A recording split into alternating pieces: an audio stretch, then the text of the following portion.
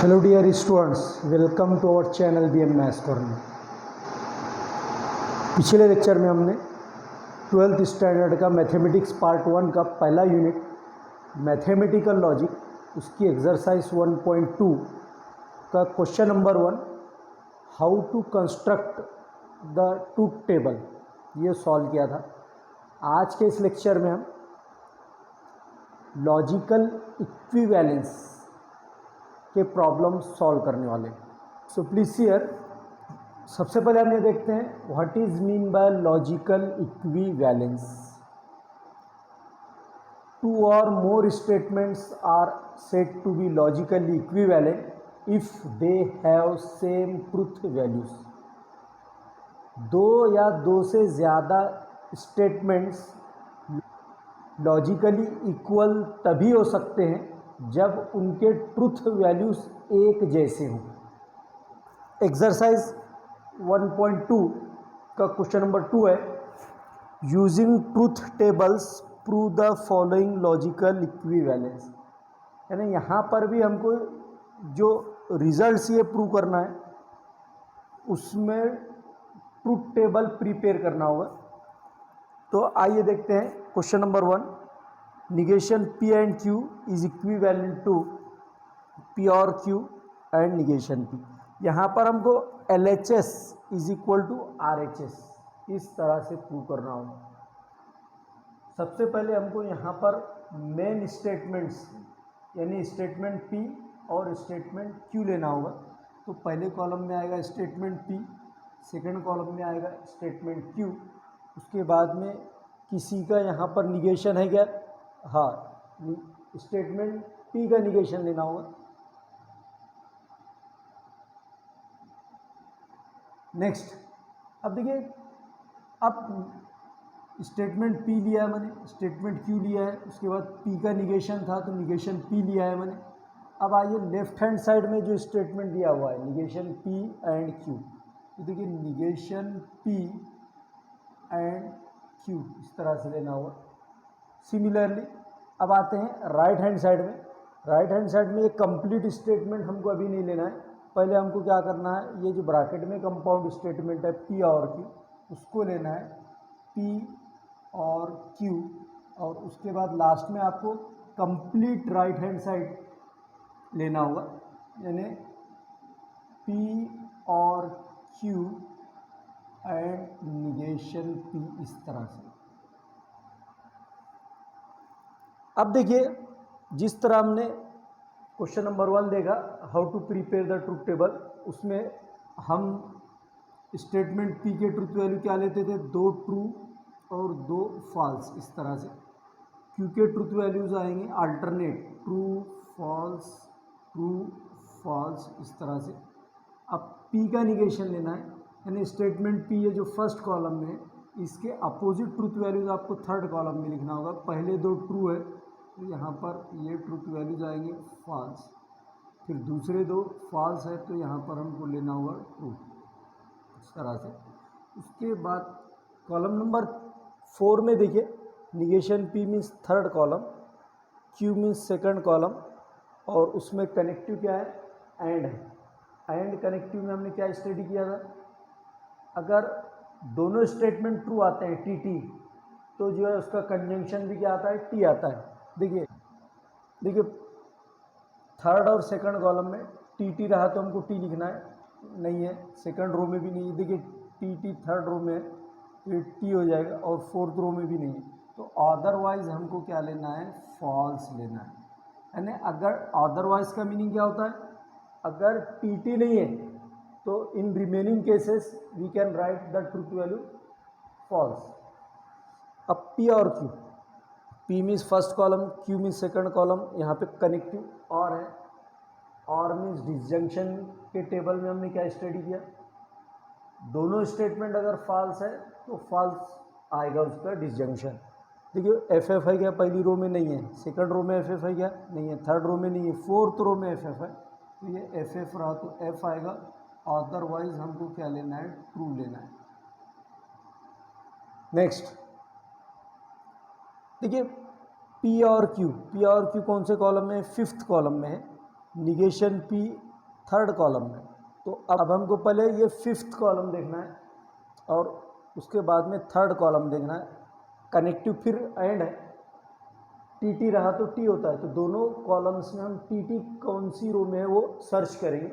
देखिए fifth column और third column, देखिए पहली रो टी टी नहीं है, दूसरी रो टी टी नहीं है, तीसरी रो में देखिए टी टी, तीसरी रो में टी टी है तो ये टी हो जाएगा, और चौथी रो में टी टी नहीं है तो अदरवाइज क्या हो जाएगा, फॉल्स। अब देखिए हमको जो प्रूव करने के लिए स्टेटमेंट दिया गया था उसकी एलएचएस कौन से कॉलम में, निगेशन पी एंड क्यू, ये कौन से कॉलम में, फोर्थ कॉलम में। उसके बाद में पी और क्यू एंड निगेशन पी, ये जो राइट हैंड साइड है वो कौन से कॉलम में, सिक्स्थ कॉलम में। तो एलएचएस जिस कॉलम में वो कॉलम और आरएचएस जिस कॉलम में वो कॉलम, इन दोनों कॉलम के ट्रुथ वैल्यूज जो है हमको चेक करना है, आइदर दे आर सेम और नॉट। देखिए पहली रो में एफ और एफ है, सेकंड रो में एफ और एफ है, थर्ड रो में टी टी है, फोर्थ रो में एफ एफ है। It means that the truth values in columns 4 and 6 are same. देखिए चौथे कॉलम में और छठे कॉलम में ट्रुथ वैल्यू कैसे हैं, सेम। हम फाइनली हमको क्या लिखना होगा इसका result, since the truth values in columns 4 and 6 are same, therefore negation P and Q is logically equivalent to P or Q and negation P. So students, it is our final answer. I hope that you understood it. So please take the screenshot of this.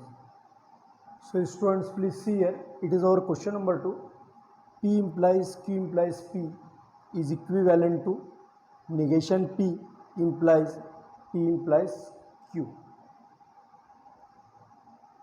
हमको LHS is equal to RHS ये prove करना है, जिसको हम logical equivalence कहेंगे। तो सबसे पहले हमको क्या करना होगा, मेन स्टेटमेंट्स कौन कौन से हैं वो हमको यहाँ पर लिखना है। तो देखिए पहले कॉलम में स्टेटमेंट P आएगा, दूसरे कॉलम में स्टेटमेंट Q आएगा, उसके बाद में P Q में से किसी का निगेशन है क्या वो हमको देखना है। तो P का निगेशन है यहाँ पर, तो थर्ड कॉलम में आएगा निगेशन P। अब आइए लेफ्ट हैंड साइड में स्टेटमेंट क्या दिया हुआ है, P implies Q implies P, लेकिन डायरेक्टली हमको होल स्टेटमेंट नहीं लिखना है। पहले आपको ये इस ब्रैकेट में जो कंपाउंड स्टेटमेंट है Q implies P इसको लिखना होगा।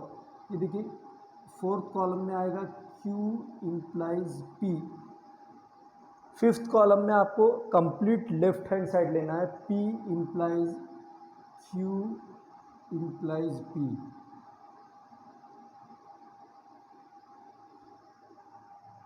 अब राइट हैंड साइड देखिए, निगेशन P implies Q है, हमको कंप्लीट राइट हैंड साइड अभी नहीं लेना है, हमको ब्रैकेट में जो P implies Q है स्टेटमेंट वो लेना है। तो देखिए P implies Q और लास्ट में कंप्लीट राइट हैंड साइड लेंगे हम, निगेशन P implies Q इस तरह से। तो ये होगा हमारा कंप्लीट टेबल। P के ट्रूथ वैल्यूज आएंगे 2 ट्रू 2 फॉल्स, Q के ट्रूथ वैल्यूज अल्टरनेट आएंगे, ट्रू फॉल्स ट्रू फॉल्स। अब हमको थर्ड कॉलम में P का निगेशन लेना है, तो P के ट्रूथ वैल्यू जो 2 ट्रूथ है पहले, तो उसका निगेशन मीन्स अपोजिट आपको 2 फॉल्स लेना है। अब उसके बाद 2 फॉल्स है तो नेक्स्ट 2 ट्रूथ वैल्यूज आपको ट्रू लेना है। Q implies P, Q यानी आपको पहले सेकंड कॉलम देखना होगा, P मीन्स फर्स्ट कॉलम बाद में देखना है। अब कनेक्टिव क्या है, इम्प्लाइज में हमने क्या सीखा है, अगर पहले स्टेटमेंट की ट्रूथ वैल्यू ट्रू है और दूसरे स्टेटमेंट की फॉल्स है तो उसका इम्प्लीकेशन भी क्या हो जाता है, फॉल्स हो जाता है। तो देखिए Q के कॉलम में आपको T देखना होगा और P के कॉलम में F देखना होगा। देखो TF है क्या यहाँ पर, नहीं है, TF नहीं है, सेकंड रो में TF नहीं है, टी एफ देखिए थर्ड रो में है, तो टी एफ रहा तो ये एफ हो जाता है, टी एफ नहीं है तो अदरवाइज क्या होता है, ट्रू होता है। अब देखिए P means first column, Q implies P means fourth column, फिर इम्प्लाइज है कनेक्टिव, लॉजिकल कनेक्टिव क्या है, इम्प्लाइज है। इम्प्लीकेशन में अभी बताया मैंने, if first statement is true implies second statement is false, then its implication is also false। ये ट्रूथ टेबल हमने सीखा है। तो देखते हैं, फर्स्ट स्टेटमेंट पी के कॉलम में आपको टी देखना है और क्यू इम्प्लाइज पी के कॉलम में आपको एफ देखना है। देखिए पहली रो में टी एफ है क्या नहीं है, दूसरी रो में टी एफ है क्या नहीं है, तीसरी रो में टी एफ है क्या नहीं है, चौथी रो में टी एफ है क्या नहीं है। तो चारों रो में कहीं पर भी टी एफ नहीं है, टी एफ नहीं है तो हमको एफ नहीं लिखना है, अदरवाइज ट्रू हो जाता है, means all truth values will be true. देखिए इस तरह से चारों के चारों ट्रूथ वैल्यू आपकी क्या आ जाएंगे, ट्रू आ जाएंगे, क्योंकि टी एफ कहीं पर भी नहीं है। Next P implies Q, P means first column, Q means second column, फिर इम्प्लाइज है। आपको क्या देखना होगा, पी के कॉलम में टी देखना है और क्यू के कॉलम में एफ देखना है, और अगर टी एफ रहता है तो उसका इम्प्लीकेशन एफ हो जाएगा। तो देखिए टी एफ फर्स्ट रो में नहीं है, टी एफ सेकंड रो में है तो ये एफ हो जाता है, टी एफ थर्ड रो में नहीं है और फोर्थ रो में भी नहीं है, therefore otherwise all truth values will be true. अब लास्ट कॉलम देखिए negation P, negation P means third column, P implies Q means sixth column. अब फिर इम्प्लाइज आया, इम्प्लाइज आया तो टी एफ रहा तो हमको एफ लेना है, तो निगेशन पी के कॉलम में टी देखना होगा और पी इम्प्लाइज क्यू के कॉलम में एफ देखना होगा। तो देखिए टी एफ है क्या, टी एफ नहीं है, टी एफ नहीं है, टी एफ नहीं है, फोर्थ रो में टी एफ नहीं है, मीन्स टी एफ चारों रो में से कहीं पर भी नहीं है, देयरफॉर ऑल ट्रूथ वैल्यूज हमको ट्रू लेना है, क्योंकि टी एफ अगर होता तो हम एफ लेते थे, तो चारों रो में टी एफ कहीं पर भी नहीं है, इसलिए ऑल ट्रूथ वैल्यूज क्या हो जाएंगे, उसके अपोजिट यानी फॉल्स का अपोजिट क्या हो जाएंगे, ट्रू। तो अब देखिए लेफ्ट हैंड साइड कौन से कॉलम में, P implies Q implies P, देखिए लेफ्ट हैंड साइड ये फिफ्थ कॉलम में है, और right hand side negation P implies Q ये है सेवन्थ कॉलम में। अब फिफ्थ कॉलम के ट्रूथ वैल्यूज और सेवन्थ कॉलम के ट्रूथ वैल्यूज देख लीजिए, टी टी टी टी है और सेवन्थ कॉलम में भी टी टी टी टी है। It means that the truth values in columns 5 and 7 are same. हमको प्रूव क्या करना था, L H S is equal to R H S, तो L H S means fifth column, R H S means seventh column, दोनों columns के truth values कैसे हैं, exactly same है। तो अगर सिर्फ ट्रूथ टेबल आप प्रिपेयर करते हो तो आपको 2 मार्क मिलेंगे, उसका रिजल्ट या कंक्लूजन अगर हम लिखते हो उसके नीचे तब आपको 1 मार्क मिलेगा। इस तरह ये कंप्लीट क्वेश्चन जो है कितने मार्क्स के लिए पूछा जाएगा एग्जाम में, 3 मार्क्स के लिए। तो हमको आंसर क्या लिखना होगा, since the truth values in columns 5 and 7 are same, therefore जब कॉलम 5 और कॉलम 7 के ट्रूथ वैल्यू सेम है, therefore P implies Q implies P, this statement is logically equivalent to negation P implies Q. So students, I hope that you understood it. It is our final answer. It can be asked in the examination for 3 marks. So please take the screenshot of this. Please see here. It is our question number 3. We have to prove that P and Q or R is equivalent to P and Q or P and R. अब देखिए यहाँ पर total number of statements जो है 3 है। अब तक जो हम क्वेश्चन नंबर 1 और 2 सॉल्व किए उसमें आपने देखा होगा देयर वेर 2 स्टेटमेंट्स। तो अब मेन स्टेटमेंट यहाँ पर जब 3 है तो हमें जो है P Q or are in तीनों स्टेटमेंट को फर्स्ट से 3 कॉलम्स में लिखना होगा। पहले कॉलम में आएगा स्टेटमेंट पी, सेकंड में स्टेटमेंट क्यू और थर्ड में आएगा स्टेटमेंट आर। उसके बाद आइए लेफ्ट हैंड साइड में क्या है, P and Q or are. तो डायरेक्टली हमको P and Q or are नहीं लिखना है, पहले आपको ये कंपाउंड स्टेटमेंट जो ब्रैकेट में है क्यू और आर ये लिखना होगा। उसके बाद देखिए फिफ्थ कॉलम में आएगा P and Q or are.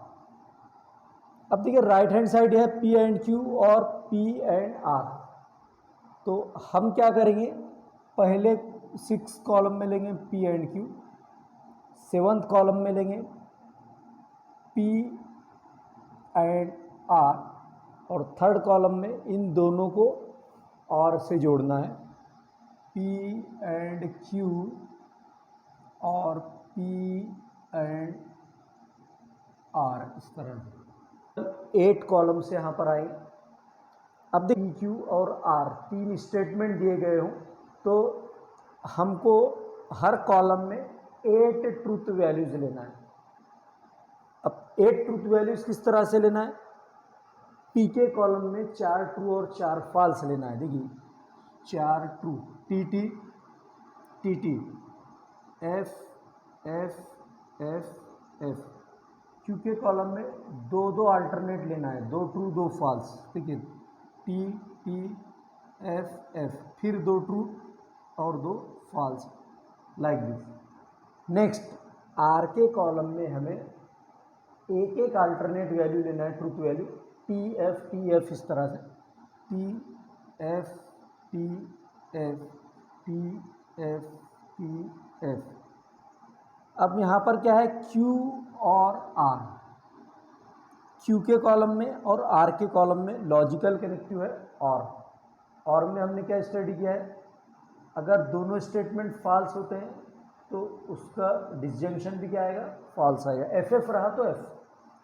देखिए क्यू के कॉलम में और आर के, यानी सेकंड और थर्ड में आपको क्या देखना है, एफ एफ कहाँ पर, पहली रो में नहीं है, सेकंड में नहीं है, थर्ड में नहीं है। देखिए फोर्थ रो में एफ एफ है तो ये एफ हो जाएगा, फिफ्थ रो में एफ एफ नहीं है, सिक्स्थ सेवन एट, देखिए एट्थ रो में एफ एफ है तो ये एफ हो जाएगा। अदरवाइज हमको क्या लेना है, ट्रू। तो T T T T T और टी, लाइक दिस। अब P means first column, Q or are means fourth column. इन दोनों कॉलम में कनेक्टिव एंड है। एंड में क्या होता है, टी टी रहा तो टी। तो देखिए फर्स्ट और फोर्थ कॉलम में हमको टी टी कहाँ पर है ये देखिए। देखिए फर्स्ट और फोर्थ में टी टी, फर्स्ट रो में, सेकंड रो में, थर्ड रो में टी टी, फोर्थ में नहीं है, फिफ्थ सिक्स सेवन और एट नहीं है। मीन्स पहले 3 रो में टी टी है इसलिए टी आएगा, बाकी रोज में क्या आएगा, अदरवाइज फॉल्स। अब देखिए पी एंड क्यू है, फिर कनेक्टिव क्या है, एंड में टी टी रहा तो हमको टी लेना है पहले और सेकंड कॉलम में। देखिए टी टी फर्स्ट रो में है ये टी हो जाएगा, टी टी सेकंड रो में भी है टी हो जाएगा, third fourth fifth six seven eight कहीं पर भी नहीं, तो रिमेनिंग ट्रूथ वैल्यू आएंगे फॉल्स।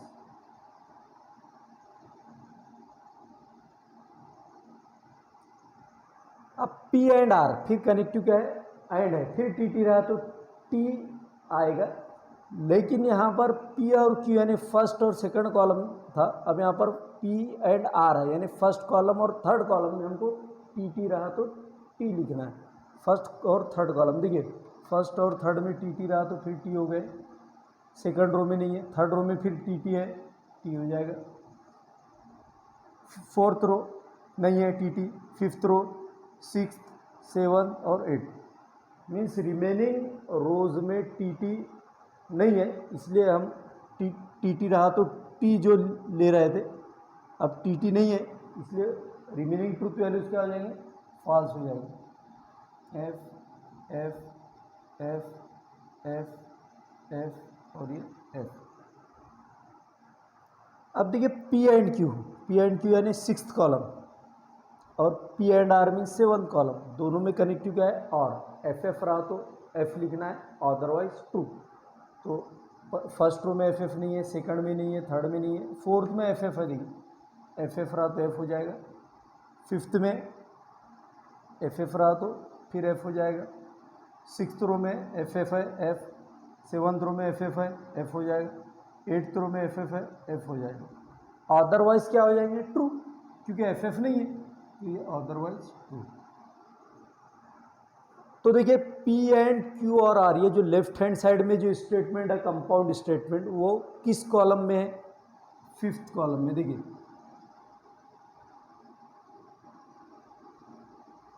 5th कॉलम में लेफ्ट हैंड साइड। उसी तरह से राइट हैंड साइड कौन से कॉलम में, P and Q or P and are, ये 8th कॉलम में। तो हमें ये देखना होगा कि 5th कॉलम और 8th कॉलम के ट्रुथ वैल्यूज सिमिलर हैं या नहीं है। तो देखिए 5th में पहले 3 ट्रू है और बाद में 5 ट्रुथ वैल्यूज क्या है, फॉल्स है।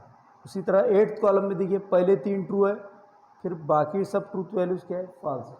It means that the truth values in columns 5 and 8 are exactly same. तो आंसर क्या लिखना होगा हमको, since the truth values in columns 5 and 8 are same, और जब ये same P and Q or R is logically equivalent to P and Q or P and R. So students, it is our final answer. I hope that you understood it. So please take the screenshot of this. दोस्तों, अगर आपको आज के इस lecture में या आज के किसी प्रॉब्लम में अगर कोई डिफ़िकल्टी है तो कमेंट बॉक्स में जाकर कमेंट कर सकते हैं। अगर आपको ये वीडियो लेक्चर पसंद आया हो तो लाइक और शेयर करना ना भूलें।